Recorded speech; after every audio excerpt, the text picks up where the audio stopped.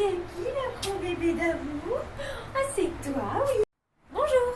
Bonjour.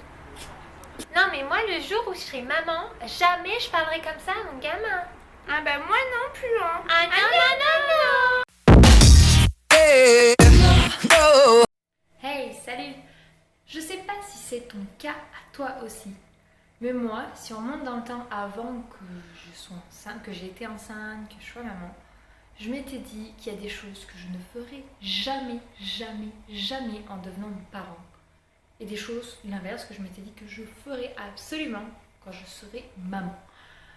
Et puis, en fait, en étant maman, je me rends bien compte que, je fais pas exactement ce comme je m'étais dit que je ferais ou que je ne ferais pas. Je sais pas si c'est ton cas, mais j'ai envie de te donner quelques exemples histoire que passe un bon moment. Allez, en route. Une des choses que je m'étais dit que je ne ferais jamais, c'est parler comme une idiote à mon gamin. Quand je vois des parents qui parlent de façon complètement débile, je me dis, mais est-ce qu'il se rend compte qu'il a l'air con? Est-ce qu'il comprend que son gamin ne comprend rien quand il parle comme ça et qu'au contraire, il a été prouvé par A plus B qu'en parlant normalement, l'enfant apprendrait plus facilement à parler. Et je m'étais dit, jamais je parlerai comme une idiote à mon gamin, je le parlerai normalement, parce que c'est mieux. En fait, je lui parle comme tout le monde parle à ses enfants. Je lui parle de façon très débile et j'ai l'air très con, mais c'est plus fort que moi.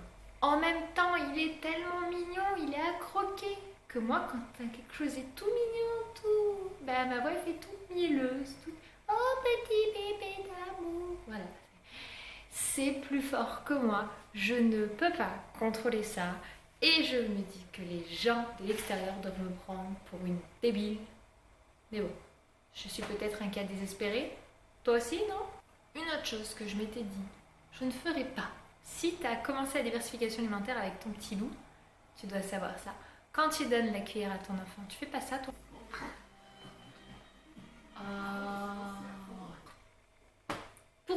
Pourquoi a-t-on ce besoin d'ouvrir et de fermer la bouche en même temps que le bébé quand il mange? Je ne comprendrai jamais ça. Et quand je voyais les autres le faire, je me disais, mais qu'est-ce qu'il a l'air? Mais en même temps, je le fais. Je le fais et j'essaie de me contrôler. Mais c'est un tic absolument très dur à faire sans, en fait. C'est quand vous voyez qu'il veut pas ouvrir la bouche, là, t'es là, mais ouvre là, putain, ta bouche. Ça, je ne comprends pas pourquoi je fais ça. Et encore une fois, je sais qu'on a l'air complètement débile vu de l'extérieur, mais c'est plus fort que moi. Je n'arrive pas à contrôler ça. Je sais pas si c'est maladif. Ça se soigne, vous croyez? Une chose que je m'étais dit encore que je ne ferais pas, c'est que mon enfant ne dormirait pas dans ma chambre. Il arrive au monde, on passerait la semaine à la maternité, on rentrerait, il irait dans sa chambre. Ça, j'ai tenu le discours aussi pendant ma grossesse. Et puis quand on est rentré, mon chéri m'a dit « Tu veux le mettre dans la chambre ou avec nous ?» Et en fait, durant mon séjour à la maternité, je me suis habituée à le voir, vous savez, à travers leur petit couffin là, en plastique transparent. Et du coup, en fait, je me voyais pas plus le voir, en fait. C'était psychique, je ne pouvais pas. Et du coup, mon fils a passé son premier mois de vie dans notre chambre, collé à mon lit, de façon à ce qu'allongé, je puisse voir dans son couffin comment il allait. Je sais pas quoi dire. Je ne sais pas quoi donner comme excuse pour ça, mais ça a été plus fort que moi.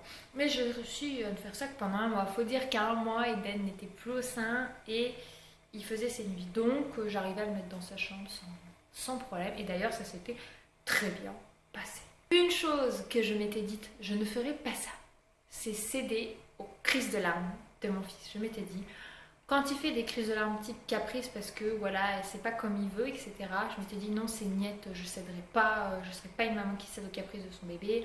Ce sera pas un capricieux, non, jamais. Bon, il m'est arrivé une fois, mais une seule fois, que mon fils ne voulait pas dormir dans son lit. Il voulait pas être tout seul, c'était une période compliquée, je crois que ça a duré une semaine. et j'étais crevée. Je me dormais dessus et j'ai cédé, j'ai dormi dans le lit de mon fils avec lui. Je suis rentrée dans son lit et on a fait la sieste ensemble. C'est mon chéri en rentrant du boulot qui nous a retrouvés tous les deux endormis dans le lit. Pourquoi tu veux pas dormir? Mais moi je veux faire dodo. Ouais. Tu fais une petite place à maman? Allez. Hop. Au dodo. Au dodo, mon bébé.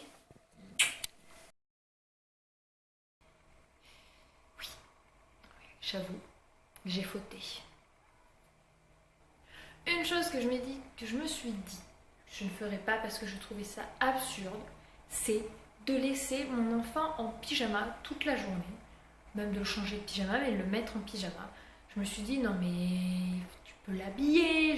Je m'étais dit, j'habillerai mon fils tous les jours, il aura sa petite tenue le matin, le soir il sera en pyjama, etc. Voilà, de façon normale. Comme toi adulte, voilà, pourquoi lui il sera en pyjama et toi tu t'habillerais. Je m'étais dit, c'était pas cohérent. Et puis quand petit bout est arrivé, en fait je me suis rendu compte qu'il passait la majorité de son temps à dormir et du coup il a un peu passé les 2 premiers mois de sa vie, les 3/4 du temps en pyjama. Il n'y avait que quand on sortait voir du monde que je l'habillais ou quand on recevait du monde parce que je le trouvais plus confortable dans ces pyjamas. Pas par fainéantise, mais tout simplement parce que je me suis dit que c'était un bébé, qu'il n'avait pas besoin d'être un fashion bébé, voilà, qu'il était beaucoup plus confortable en pyjama et que l'habiller tout le temps, c'était surtout nous qui trouvions ça plus joli, plus mieux, enfin, tu vois ce que je vais dire quoi. Voilà. Bon, pour le moment, au jour d'aujourd'hui, Eden a presque 10 mois et je n'ai pas trop de choses encore sur lesquelles je voulais pas faire ou que je voulais faire qui ont été faits. On verra bien par la suite. N'hésite pas à me dire toi les choses que tu pensais pas faire ou que tu penses ne pas faire et que finalement tu as cédé. Ça serait sympa que je me sente un petit peu moins seule, tu vois, qu'on soit deux à faire les mêmes choses. Ou peut-être que je suis toute seule hein, et dans ce cas-là, je pleurerai sur mon sort de maman mauvaise mère. Voilà, donc j'espère que ce petit bout de vidéo t'aura plu et puis je te dis à très vite. Ciao!